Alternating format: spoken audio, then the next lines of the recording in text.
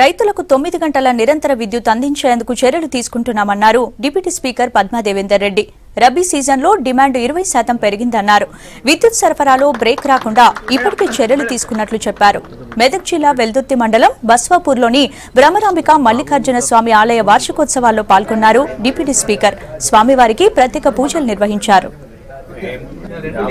నాటంగంగా power ఇస్తూనే ఎక్కడ ట్రాన్స్ఫార్మర్లు కాలిపోకుండా డీడీలో కట్టిన వాళ్లకు వెంటనే తక్షణమే ట్రాన్స్ఫార్మర్లు మంజూరు చేసే విధంగా కూడా అధికారులను ఆదేశించి మరి ఇప్పుడు మళ్ళీ ఈ సంవత్సరం మన డబుల్ బెడ్రూమ్ల ఇళ్లను కూడా కన్స్ట్రక్షన్ చేసుకోబోతా ఉన్నాం. దాంతోపాటు కళ్యాణ లక్ష్మి అదేవిధంగా షాదీ ముబారక్ కార్యక్రమాలు కూడా చాలా విజయవంతంగా నడిపిస్తూ ఉంది ప్రభుత్వము.